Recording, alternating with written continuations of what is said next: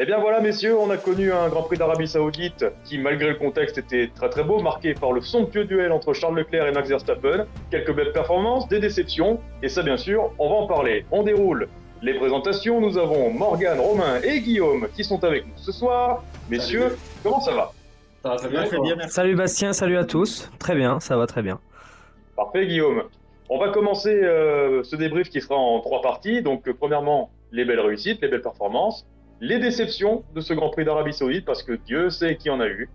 Et par la suite, on passera vite fait en revue le Grand Prix d'Australie qui aura lieu dans 2 semaines. Mais pour l'heure, on va commencer par ce magnifique duel entre Verstappen et Leclerc, dont le premier cité est sorti vainqueur. Là, encore une fois, ces deux-là nous ont vraiment régalé. C'est un beau duel comme la Formule 1 n'en a pas connu d'aussi propre depuis quelques temps. C'est pas fou, c'est pas faux. C'est vrai que c'était quand même un beau duel sur ces derniers tours. Alors, il y a quelque chose qui m'a totalement énervé, c'était leur petite guéguerre pour la ligne de DRS qui m'a un petit peu saoulé pour le dernier virage. Alors ça, franchement, j'espère que ça va servir de leçon, entre guillemets, que la FIA va faire quelque chose. Pas qu'à Jeddah, sur les autres circuits par rapport à ça, parce que c'était insupportable. Ils se battaient plus pour un DRS que pour une position. Mais Ouais, sinon, c'est vrai que Il y avait tellement un gros avantage à gagner. C'était. Ouais, il y a un moment, c'est lourd. Ah bah t'auras pas le même à Monaco, ça c'est clair. Hein. Ah, bah, Ah ça, non. c'est clair, hein. Après, c'est sûr que ça a été une super bataille et ça fait plaisir de voir que ça dure. Et bon, j'avais parié sur un accrochage entre les deux, il n'a pas eu lieu. Ça m'a quand même rassuré, quoi, parce que bon. Oui, mais je pense rapide. qu'ils ont compris qu'il faut être propre, etc. Tu vois, il y a plus d'enjeux, tu vois, maintenant. C'est pas pareil qu'à l'époque où ils se battaient pour une place sur le podium. Maintenant, c'est pour la victoire et un championnat, même, je pense. Et un champion, absolument. Tout à fait. Ah non, mais c'est vraiment une super victoire. Et puis entre deux pilotes de la même génération, ce qui est complètement différent de ce qu'on a vécu avec Verstappen et Hamilton, qui était magnifique aussi. Bon, ce week-end, on va l'aborder, mais ils se sont pas lâchés d'une semelle, quoi. Et c'est ça qui a fait c'était beau, c'est qu'il y a eu une tension tout au long du Grand Prix en continu, à partir du moment où ils ont récupéré la tête de course tous les deux. Et c'est vrai que leur bataille est très belle à voir et ça promet d'autres batailles plus tard dans la saison. Avec quelle intensité, ça on le verra, comme on a vu avec Hamilton, avec Verstappen ou Hamilton, Rosberg et j'en passe. À un moment donné, ça finit toujours par se friter en piste. Après, ils avaient fait chacun une stratégie au niveau des réglages. C'est vrai que Ferrari avec une voiture qui était rapide dans les virages, qui était très stable, tandis que Red Bull a vraiment fait le choix de la vitesse de pointe pour doubler, quoi. Je pense que si Charles Leclerc avait été parti devant, ça aurait été justement beaucoup plus difficile après de pouvoir le rattraper. Mais il a eu l'occasion de faire le trou finalement. Oui, il a eu l'occasion. C'est vrai qu'il a raté cette occasion-là. Et après, je vais rebondir sur ce qu'a dit Morgan tout à l'heure. C'est vrai que la bataille pour le DRS, ça faisait presque penser à des vieilles courses de karting, quoi. Ouais. Ah bah ouais, bah alors sur le point du DRS, alors à titre personnel, je dirais que c'était assez inédit, mais plus que la bataille pour le DRS. Alors bon, ça soulève le débat sur le DRS, est-ce que c'est bon ou pas pour la Formule 1, ça chacun a son avis. Mais ce que ça soulève, ce que je note, c'est que Verstappen, Hamilton, je suis encore dans l'an dernier moi. Eh oui. Verstappen-Leclerc se connaissent très bien et ils savent user de toutes les limites du règlement et de ce qui est possible en Formule 1. Ouais. Donc, toute la beauté d'avoir la nouvelle génération qui se bat, quand Hamilton, avec un pilotage plus académique, avait plus de mal à tenir un Verstappen bien plus agressif. Donc, j'ai trouvé ce moment-là était chaud et quelque part beau.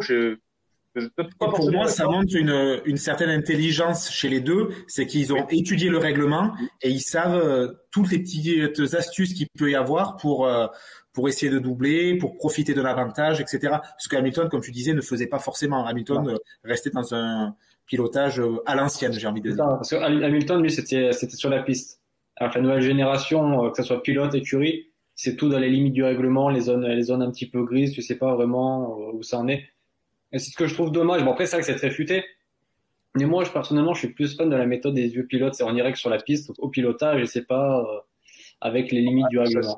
Ça s'est fait au pilotage quand même. Oui, voilà, il l'a pas volé sa victoire. Par contre, imagine que les deux sont en deux doigts de foutre en l'air leur stratégie et leur course en bloquant les roues pour une ligne de DRS. Après, cette question du DRS, ça nous a aussi permis on en parlera aussi après avec l'élargissement du circuit, d'avoir des lignes de course complètement différentes. Donc, des pilotes qui sortaient mieux, d'autres qui avaient une entrée de virage nettement meilleure mais du coup qui était pénalisé pour la ligne droite suivante. Donc ça a contribué à rendre ce duel beau finalement. C'est vrai. Et après, il faut souligner que c'est resté propre. Ça restait propre. Il n'y a pas eu de coup tordu. C'est vrai qu'ils sont quand même, ils se sont respectés les deux. C'est ça. Non, mais il y a un grand fair play. Excuse-moi Guillaume, il y a un grand fair play, entre les deux qui est beau à voir et qui, je pense, rendra la bataille. Alors, on pourrait s'avancer en disant que ce sera pour le titre. Ça, on verra plus tard. Mais à ce stade du championnat, puisque là, c'est très fair play. Alors, comme tu le disais, Guillaume, je pense que tu allais le souligner. On verra au fil de la tension qui montera si jamais les deux sont encore en faute pour le titre. Eh ben, c'est ça, parce que on a senti quand même deux clans et c'était complètement différent. C'est-à-dire que Leclerc, c'est vrai qu'à l'arrivée de la course, il était déçu, mais il est toujours assez serein parce qu'il se retrouve dans une position qu'il n'a jamais connue. Alors que Verstappen, champion du monde en titre, il a tout au long de la course, il a souligné Leclerc, il a un problème de frein, là il vient de couper la ligne, il a fait tout ce qui était en sorte avec le règlement, comme disait Morgan, pour que il a tout noté pour que Leclerc soit pénalisé, ce qui signifiait qu'il avait quand même une certaine tension et qu'il n'était pas assuré de gagner malgré la vitesse de pointe de sa Red Bull. Donc ce qui prouve que ce duel a un fair play évident, mais que les deux sont quand même sous tension et peut-être plus dans le clan Verstappen. Donc oui, alors ça pourrait aussi supposer que le choix de l'appui moindre sur le tracé, qui est de toute façon très rapide de Jeddah, c'était peut-être pour non pas une solution pour devancer Ferrari, mais pour compenser. Parce qu'on avait bien vu qu'à Bahreïn, la Ferrari était complètement au-dessus du lot et qu'à la régulière, à réglage égaux, je pense tout de même que la Ferrari, comme on le disait au précédent débrief, elle avait un coup d'avance. Après Ferrari, je pense qu'ils ont mis un peu plus d'appui sur les voitures parce qu'ils sont sûrs de leur force qui est leur moteur et ils pensaient qu'en mettant un peu plus d'appui, ils pourraient rivaliser avec les lignes droites. Bon, malheureusement, ça a pas marché avec le moteur Honda ou Red Bull Powertrain, on l'appelle un peu comme on veut, mais c'est sûr que je pense qu'ils ont fait ce choix-là parce qu'ils étaient sûrs de leur force. Écoute, je vais te dire pour Honda, tu peux l'appeler Honda parce que sur le capot, tout à l'arrière, juste à côté du pot d'échappement, il y a marqué HRC. Ouais. Il y a marqué HRC, ouais. Donc, c'est autorisé, voilà. On t'en voudra pas. On n'en voudra personne de dire Honda. Mais quoi qu'il en soit, ouais, c'est un beau duel. Et puis, mine de rien, avant de passer aux autres belles performances, on peut augurer que ça puisse continuer parce que les deux voitures, les deux pilotes, en fait, au niveau de la vitesse, la mentalité, ils se rejoignent complètement. Hein. C'est les mêmes. C'est les mêmes. Clairement. Clairement. Ils ont un gros mental et qui ont un gros potentiel. Et les deux veulent courir après la couronne mondiale. Hein. Bon, Leclerc pour sa première et Verstappen, il veut faire le doublé. Hein. Ça, c'est certain. Et on le sent dans leur pilotage et dans leur manière de parler à la radio. Tu le sens. Ils sont sereins tous les deux. Ils sont forts dans leur équipe. On les sent très très bien. Et puis sachant que on va le voir encore une fois par la suite, mais ils se sont vraiment affirmés comme les deux candidats au titre parce que Sainz et Perez, malgré les opportunités qu'ils ont eues, que ce soit en qualification ou en course, ils n'ont pas su les saisir.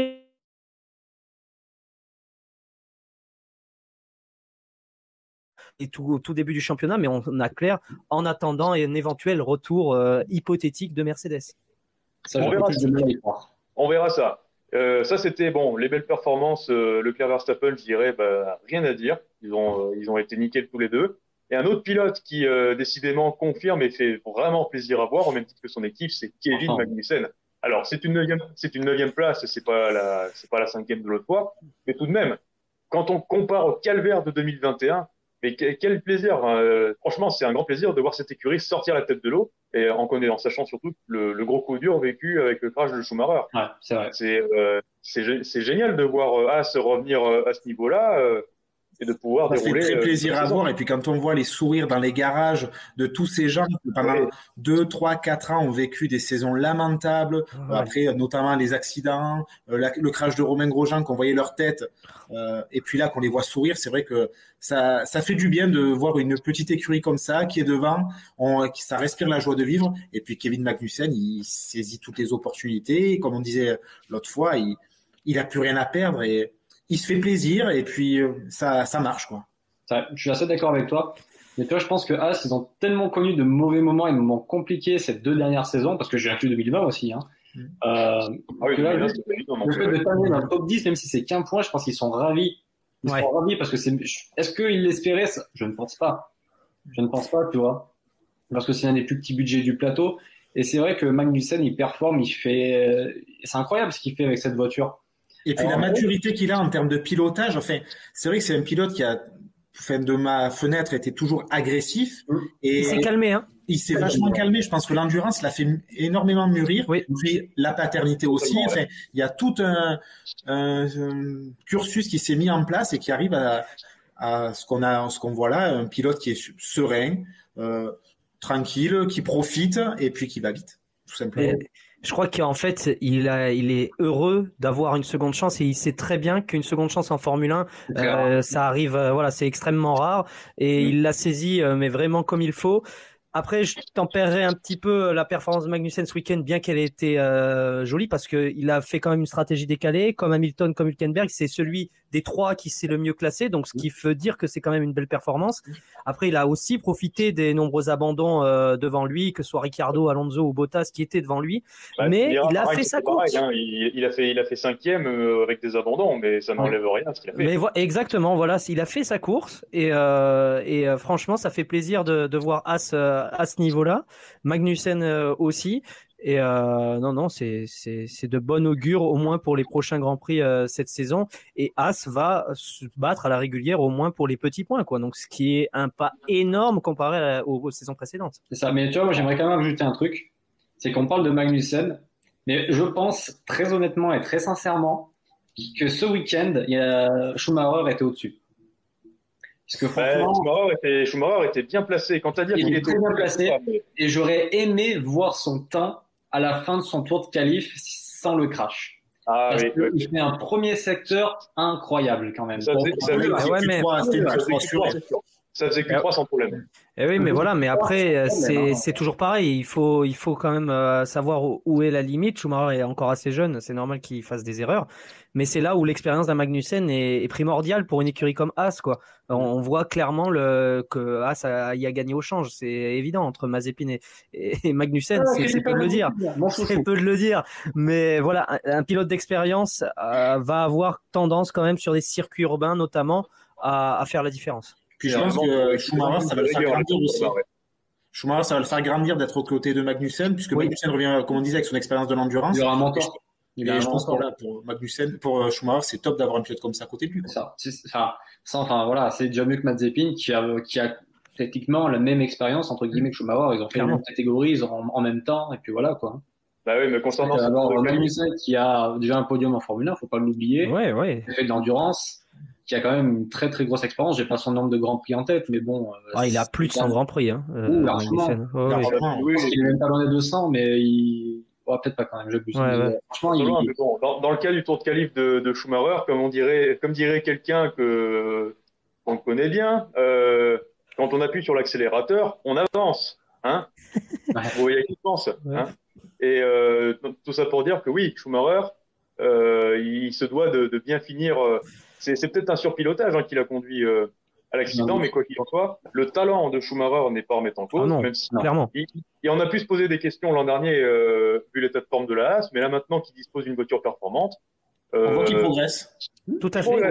Petit à petit, il met peut-être plus de temps que d'autres pilotes, mais je pense que c'est un pilote qui est très intelligent et qui va apprendre de ses erreurs. Et de toute façon, Ferrari lui laissera le temps, puisque de toute façon, on sait très bien qu'il le couve. Après, il a pas un pass VIP non plus. On sait très bien que si vraiment il fait une mauvaise saison, Ferrari remettra en question son avenir. Mais faire des performances comme il le fait, même en faisant des erreurs, Ferrari voit bien cela et lui donnera sa chance dans les années futures. Pour moi, Schumacher, Mick, c'est un pilote qui a clairement plu à Enzo.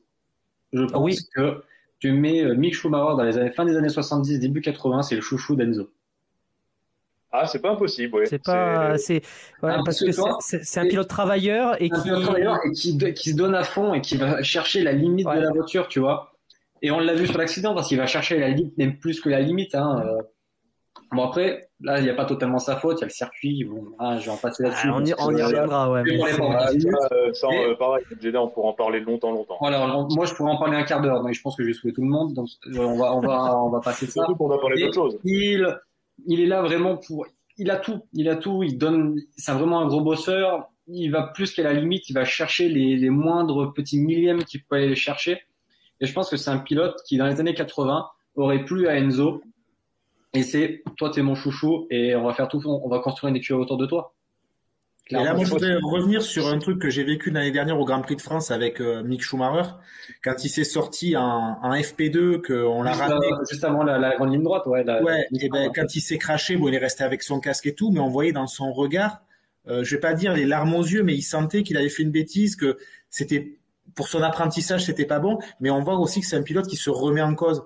Et il a fait l'erreur qu'il a faite, ben il a plus refait sur ce circuit-là au Paul Ricard. Et c'est des choses qu'il fait régulièrement, c'est-à-dire qu'il fait une erreur, il apprend, il analyse, et après il passe au niveau supérieur, quoi. C'est un pilote qui, pour moi, il est très très intelligent. Non, il n'y a pas de souci à se faire sur Schumacher. Et puis, aux côtés de Magnussen, pour en finir avec ça, il va bien apprendre, bien prendre l'expérience, et ça va lui donner un bagage technique qui sera très intéressant pour le futur. Ouais, on était parti sur Magnussen, mais c'est vrai que il aurait été dommage de ne pas parler de Schumacher parce que heureusement il va bien et que certainement, et savoir l'Australie qui est un circuit alors qu'il ne connaît pas d'ailleurs, hein, ça on y reviendra aussi. Non. Mais de toute façon, l'Australie, tous les pilotes vont le découvrir un petit peu. Oui, puisqu'il a été des virages. Ouais. Patience, mais voilà. On y vient tout à l'heure. Soyez pas impatients parce que là il faut parler d'une autre belle performance, même si elle a pu faire grincer les dents. C'est Alpine, alors abandon d'Alonso, mais 6e place d'Esteban Ocon, et qui a vaincu le karma, qui a passé un pilote sur la ligne. Là, c'était plutôt bien. Alors, on va commencer avant d'en venir sur la performance. Toi, Morgan, cette bataille entre les deux Alpines, qui heureusement ne seront plus roses dans 2 semaines. Oui, franchement, je vais sûrement passer pour Jacques Villeneuve, mais ils m'ont saoulé. Enfin, Esteban Ocon, je suis désolé, mais il m'a saoulé. Il se fait doubler par Alonso, qui est beaucoup plus rapide. C'est ton coéquipier, tu le laisses passer. Tu fais un petit peu bouchon sur Bottas pour laisser un coussin, et tu vas pas chercher à le repasser. C'est ridicule, tu perds du temps. Et qui sait, qu'est-ce qu'ils auraient pu aller chercher plus loin, quoi. Avec la safety car, peut-être. Pourquoi pas? Parce que Russell a creusé un écart monstre. Ah, c'est ça. Et Russell, il était loin. Bon, il a fait une bonne place, mais c'était pas le pilote le plus rapide. Et à mon avis, l'une des deux Alpines aurait pu le dépasser. Et pour moi, ils ont joué je suis désolé de dire, mais ils ont joué au con et ils ont perdu beaucoup trop de temps, ce qui leur a probablement coûté, enfin, on va parler pour Ocon parce que Alonso a abandonné, mais ça aurait pu lui coûter une meilleure place, je pense, à la fin du Grand Prix. Ça aurait pu faire top 6 pour les deux voitures si Alonso n'avait pas... Leur jeu facilement. Quand tu vois leur performance en qualification, tu te dis c'était totalement légitime qu'ils refassent la même en course, voire mieux. Moi, je me suis revu 2-3 ans en arrière avec les Racing Point. Oui, alors là, oui. Bon, surtout que c'était la même couleur en plus, donc. Ouais, voilà, c'est pour ça a fait retour vers le futur, mais c'est vrai que c'était, ça a été un peu. J'ai pas compris. Honnêtement, j'ai pas compris l'intérêt de faire ça.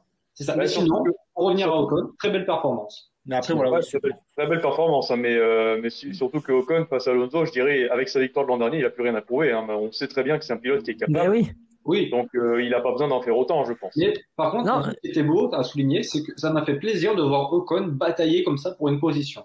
Sur l'aspect sportif, c'était très beau. Sur l'aspect sportif, c'était très beau, c'était musclé, respectueux mais musclé, et ça m'a fait plaisir de voir Ocon comme ça, parce que de mon point de vue, c'est pas très souvent. Et le voir batailler et vouloir ne pas lâcher cette place, c'était très très beau. Et franchement, ça m'a fait plaisir. Et ça, c'est souvent avec ses coéquipiers quand même, parce que voilà, c'est qu'il n'y a que avec ses coéquipiers qu'il est comme ça. Mais justement, il a là, clairement, si Alonso n'abandonne pas, il finit devant, mais ça coûte clairement des points à l'équipe. Ils auraient pu se sortir.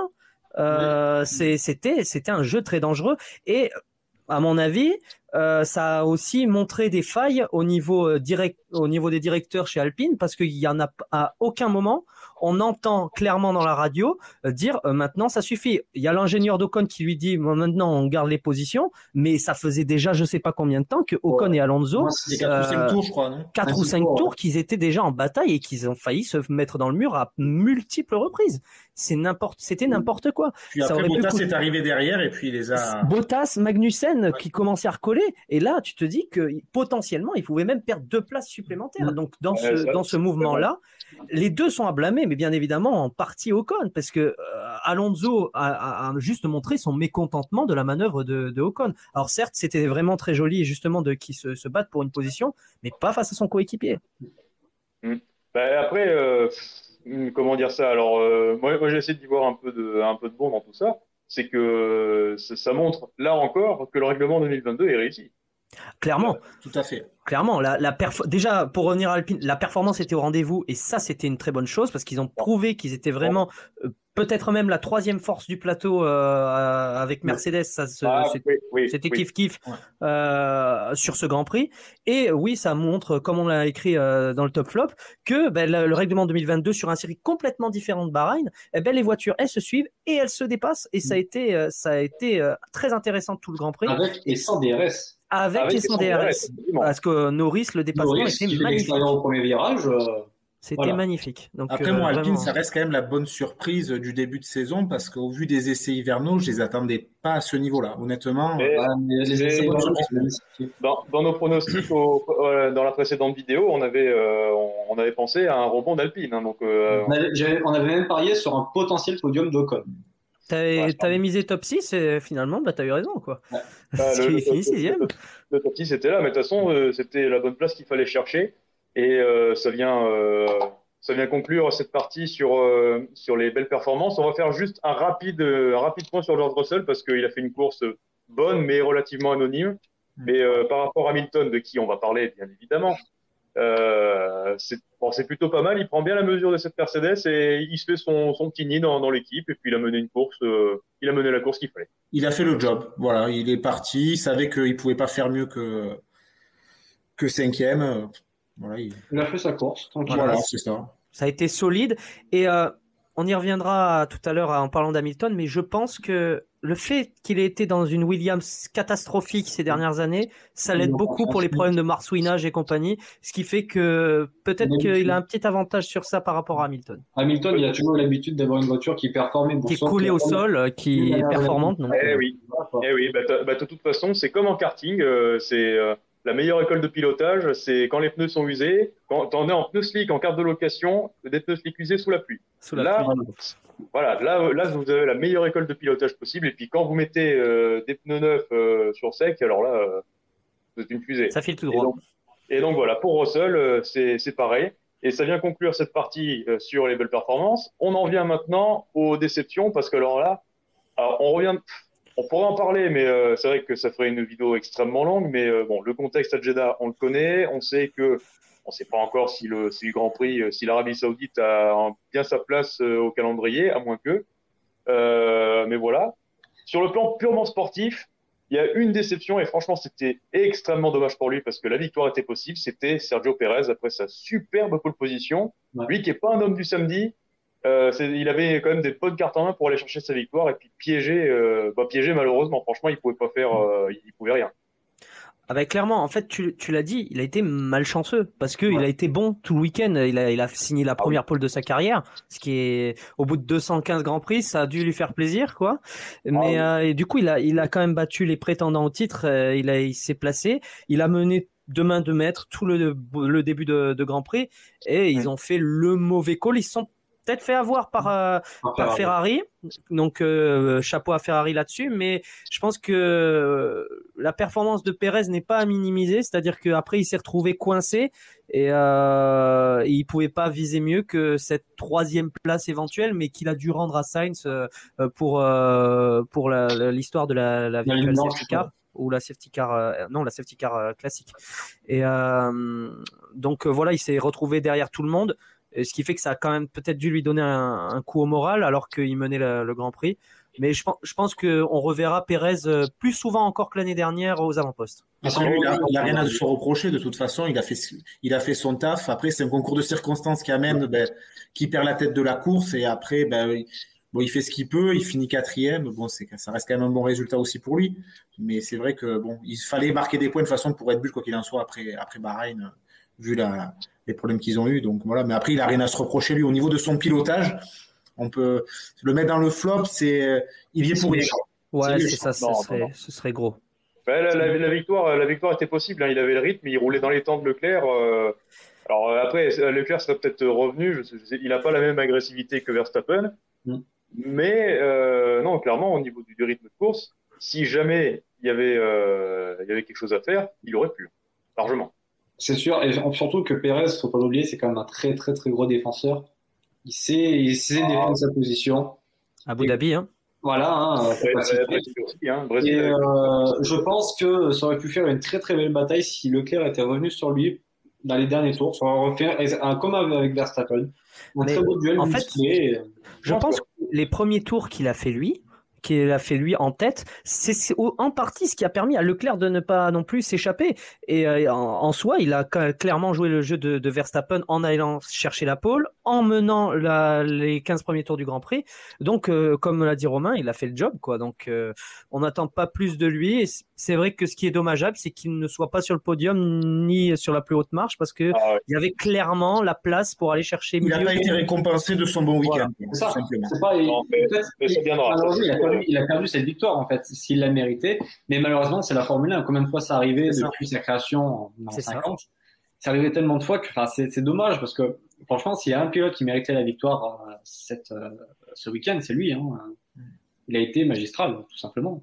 Ouais, pour moi, le dans le flop, c'est un peu violent. Ouais.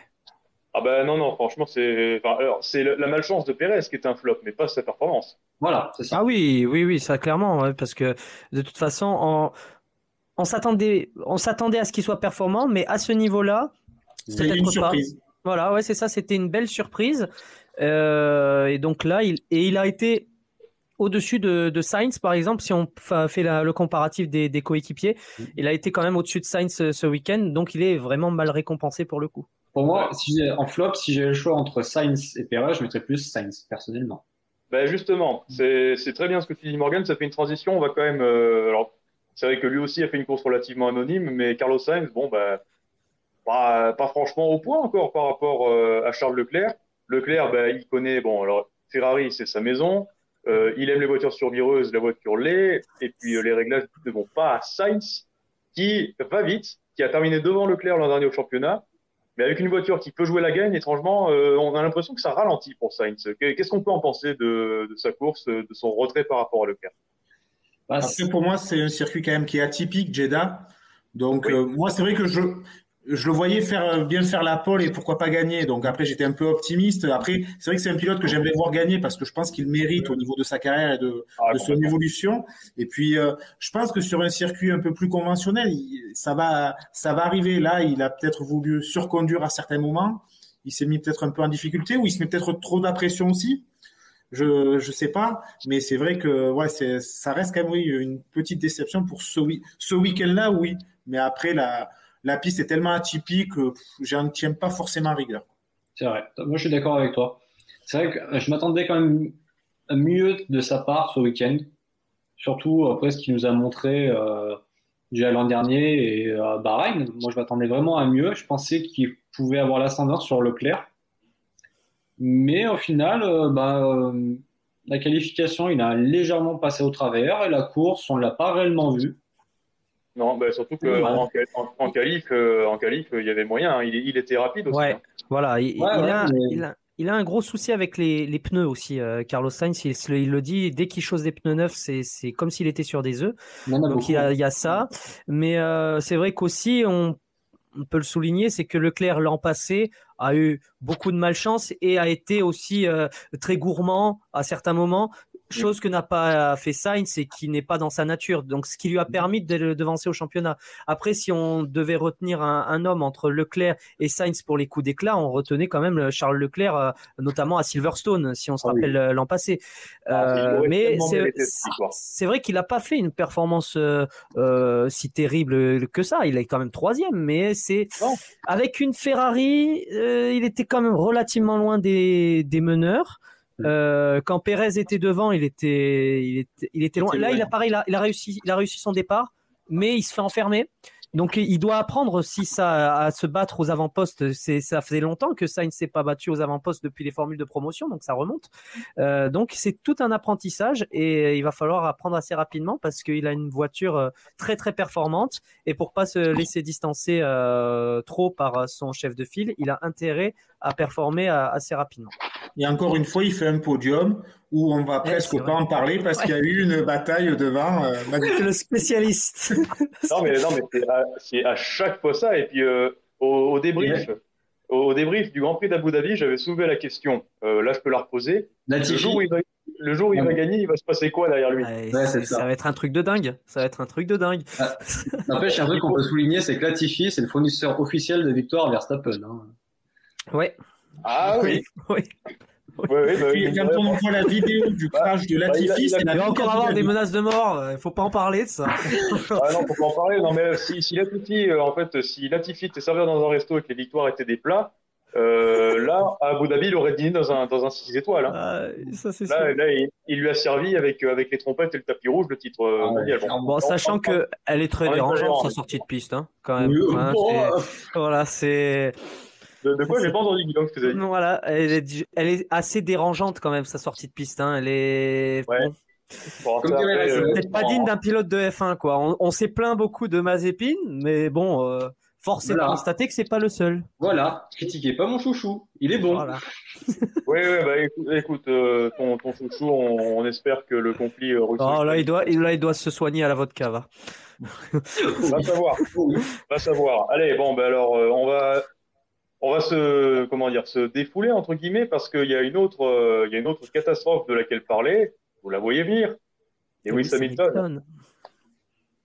Alors là, SOS. Alors la recherche. Là, Hamilton. Physiquement, il était à Jeddah. Après, l'esprit. Alors non, c'est l'inverse. Non. Alors Romain, je t'arrête. Physique hélas, c'est l'inverse. Physique hélas, c'est une fusée dans les voitures moyennes. Mais dans les bonnes voitures, des fois, ça dans les voitures qui roulent à 3 secondes autour, il va te sortir. Physiquement, j'ai dit, les gars. Physiquement, il était. Moi, j'avais compris.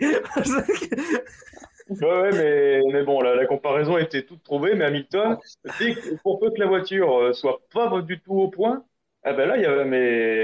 c'est impressionnant l'effondrement d'Hamilton, éliminé en Q1 à la régulière pour la première fois depuis, messieurs. Silverstone 2009.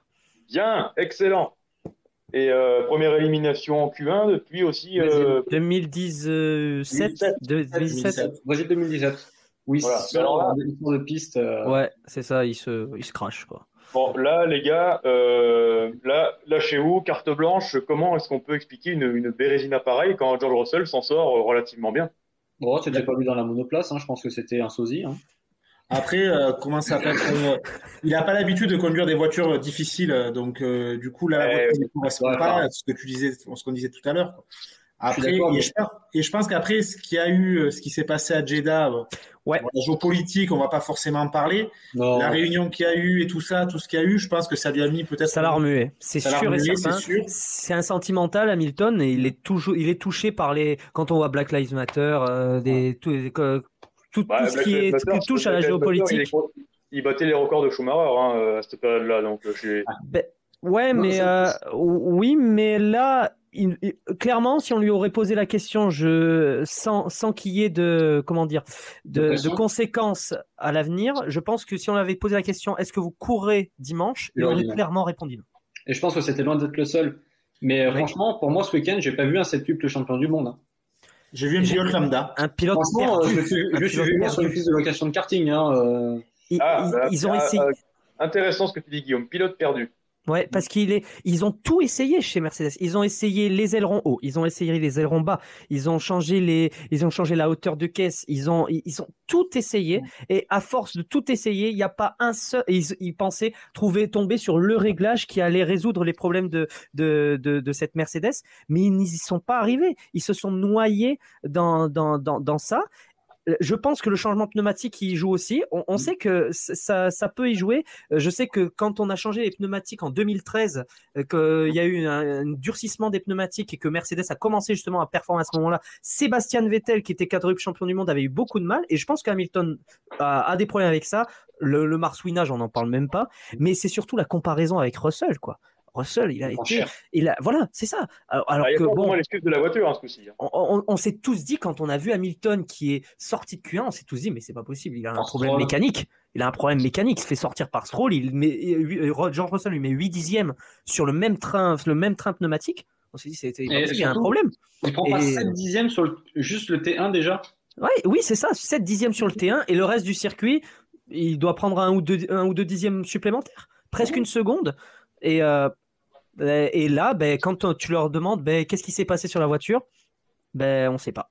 Mais après, ils ont un concept aéro qui est tellement extrême et qu'ils ont du mal à comprendre leur voiture, tout simplement. Alors certes, Russell, il arrive un petit peu à la faire fonctionner, mais je pense que leur concept est tellement extrême qu'ils n'arrivent pas à déchiffrer le comportement de leur voiture, tout simplement. Non, mais surtout, pour le déchiffrer, il va falloir se dépêcher parce que le championnat, vu qu'il est très condensé, il va passer très vite.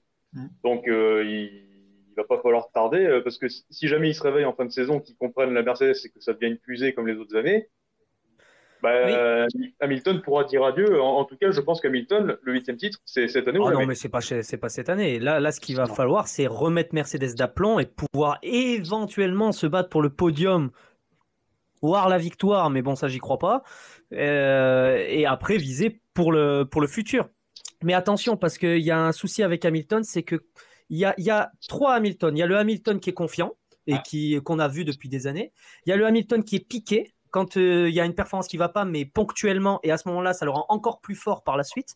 Et il y a le Hamilton qui est morose des débuts des années 2010, où il ne performe pas du tout et où, au contraire, il n'aide pas son équipe. Et attention de ne pas tomber dans un Hamilton comme ça, parce que ça va très fortement desservir Mercedes. Et est-ce que ça ne va pas lui donner des envies d'ailleurs? Ce n'est pas à exclure. Et ça va surtout propulser Russell.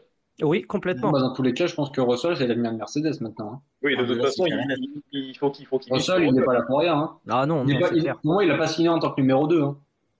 Non. Bah là, de toute façon, c'est l'avantage de la politique de Mercedes, c'est qu'en principe, les 2 pilotes, s'ils se battent pour le titre, ils sont libres de se battre. Hein. C'est pas comme Schumacher, Barrichello. Ah oui, c'est juste que Bottas n'a pas été au niveau ces dernières années, parce qu'il n'avait pas non plus le contrat de numéro 2. Vu que comment ça s'est passé les premières années, au bout d'un moment, après, Mercedes a tout compris. Quoi. Eh oui. Ah. Donc oui, espérons pour Hamilton que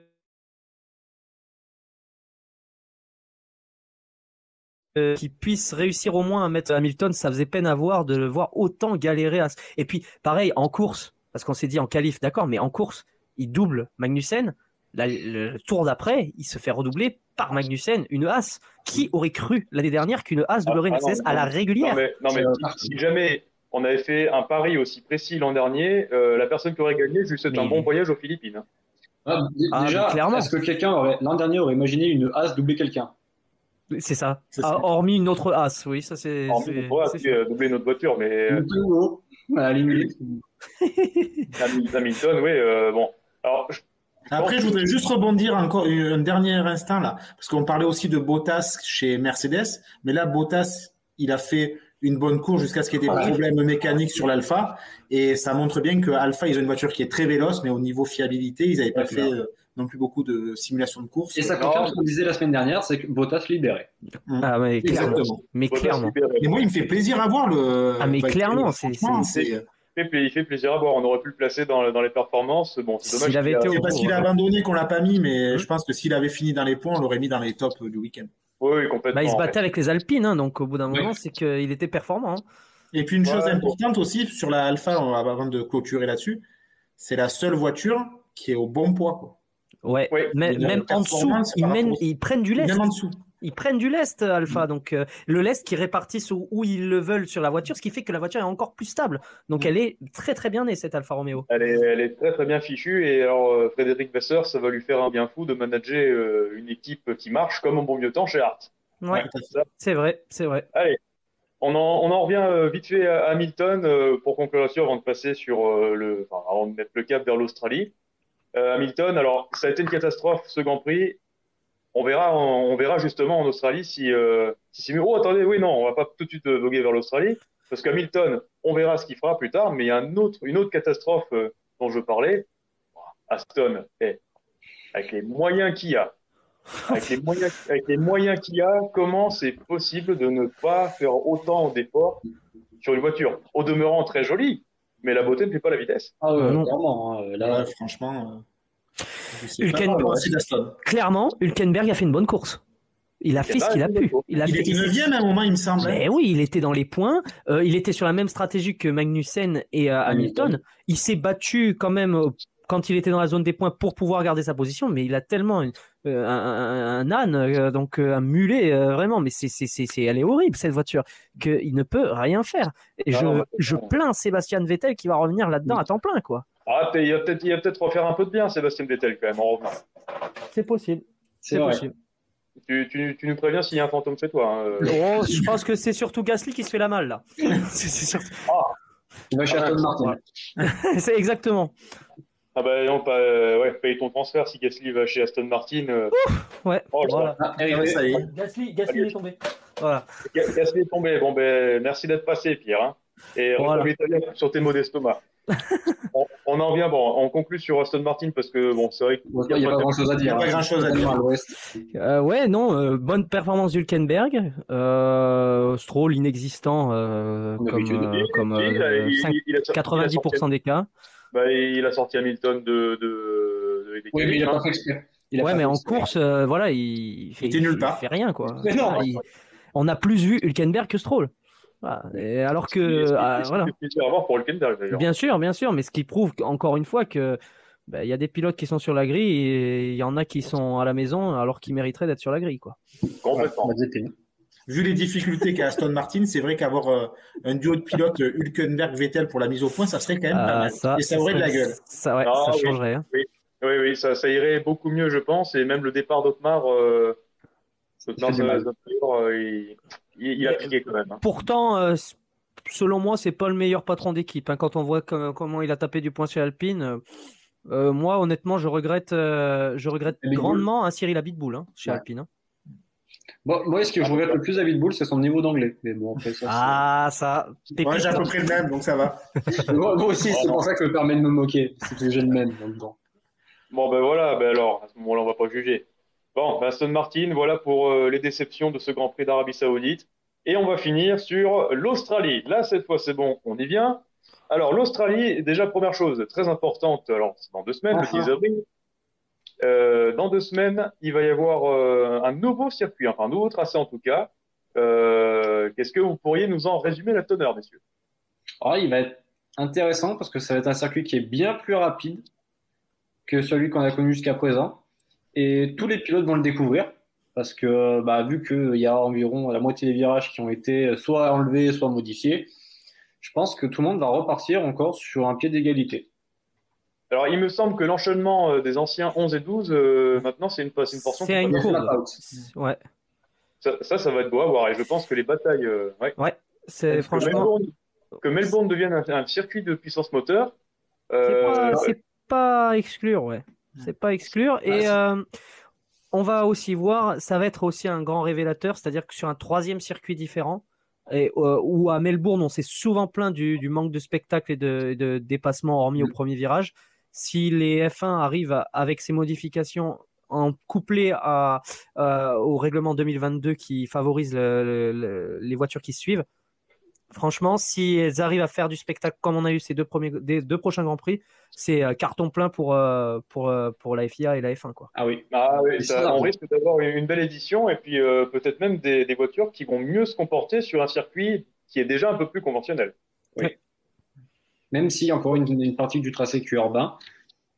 Mais franchement, j'ai hâte de voir ça parce que le Grand Prix d'Australie, c'est pas forcément celui que je préférais. Non, moi non plus. Et là, en voyant les modifications, je me suis dit ça peut donner quelque chose parce qu'il y a certains virages qui sont élargis, ça va passer plus vite, beaucoup plus vite, et je pense qu'il y aura plus de tentatives de dépassement et de dépassement tout court même. Et je pense que ça peut être très très intéressant. Il va y avoir beaucoup plus de rythme, ça va être super sympa, je pense, à suivre. Et moi, souvent, le Grand Prix d'Australie, j'étais content quand il arrivait parce que c'est lancer la saison. Voilà, mais je pense qu'on peut avoir une belle course, comme on a vu finalement les 2 dernières courses. Ouais. Il peut y avoir des surprises, c'est particulier quand même l'Australie. On l'a souvent vu, les voitures qui sont performantes en Australie, c'est pas forcément celles qui sont performantes tout au long de l'année ensuite. Donc, c'est vrai. Éventuellement. On peut citer les As. Bah oui, les As. McLaren en 2014 avec le podium de Magnussen. Ouais, clairement, voilà. Double podium pour McLaren 2014, faut pas l'oublier. Hein. Oui, Jenson Button. Après, suite à un au déclassement de Ricciardo. Oui, qui a fini 2e, absolument. Ouais. C'est dommage pour lui, tu vois. Avoir fini 2e à domicile, c'était beau. Hein. C'est vrai. Mais sachant que cette année, est-ce qu'il aura l'opportunité? Allez, attends. Et on sait pas. Oui, mais alors justement, ça c'est un truc que je voulais quand même aborder, c'est que on était à Bahreïn. Et en Arabie Saoudite, des pays très arides, mais l'Australie, là, on a plus de chances de voir de la pluie, par exemple. Peut-être. À cette période Peut-être. Peut-être pas la mousson non plus, mais Il y a eu, depuis que Melbourne est au calendrier, il me semble qu'il y a eu 2003, au début c'était mouillé. Il y a eu une édition où au début c'était mouillé, après c'était sec. 2010, c'est 2003 et 2010. Voilà, c'est ça. 2003 et 2010, ouais. 2003, ouais. Alors, en 2003, ceci près que les gens avaient commencé, enfin, les pilotes avaient commencé soit en sec, soit en inter. 2010, tout le monde était en inter et ensuite c'est passé sur des slicks, je crois. Ouais, mais il n'y a jamais eu un seul Grand Prix d'Australie totalement mouillé. Non. Voilà, après. Si, il y en a eu un, mais c'était Adélaïde. Ouais. Là, je parlais de Melbourne. Mais sinon, à Melbourne, non. On va voir. Alors, on va peut-être pas s'avancer sur des pronos parce que c'est quand même dans 2 semaines. On va prendre le temps de se poser un petit peu. Mais, on va digérer déjà parce qu'on a eu 2 beaux Grands Prix. Et puis alors, Australie, si c'est pas un beau Grand Prix, je pense que ça ferait figure d'exception dans la saison.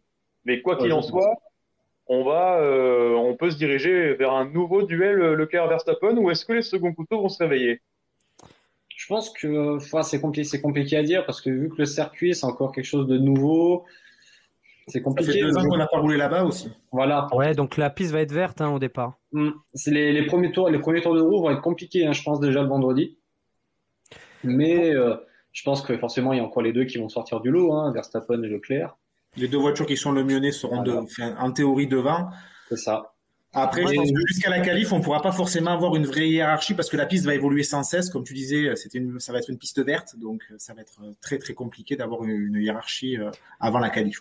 Moi, je pense qu'il y a une écurie qui va sortir du lot. Alors, je serais incapable de dire si c'est Ferrari ou si c'est Red Bull, mais c'est vrai que par le passé, on a souvent eu quand même une écurie qui était au-dessus à Melbourne, que ce soit Mercedes, que ce soit Ferrari. Mais ça a été, il y a rarement eu des batailles inter-écuries à Melbourne, ce qui me fait dire qu'il y a une voiture qui est performante à Melbourne a pas forcément beaucoup d'autres concurrentes derrière. Donc après, ce serait bien pour le spectacle que Verstappen et Leclerc soient tous les 2 performants et se battent pour la victoire.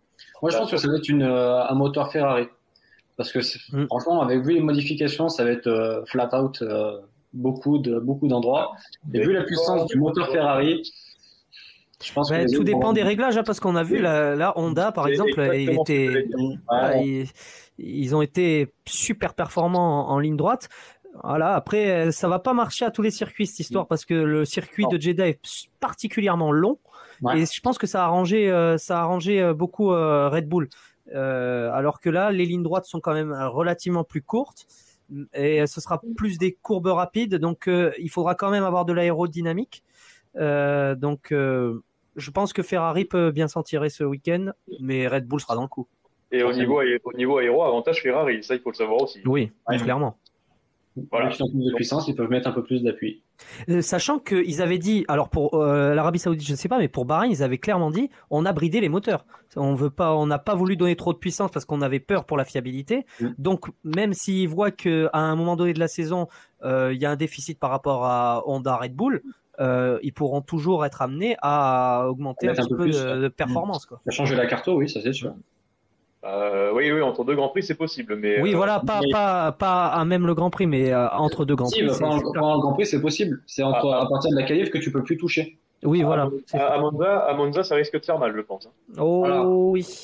Ça va Monza, je pense qu'on va péter un record de vitesse, à mon avis. C'est pas possible.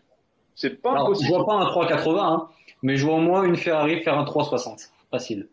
Possible. C'est possible. Possible. Mais en tout cas, pour Melbourne, on va avoir certainement de la course à la SPI. Ça, c'est quand même qui aurait cru ça avant. Maintenant, avec les courbes rapides, ben voilà, on va voir un petit peu ce que ça va donner et on va pouvoir se donner rendez-vous déjà dans 2 semaines.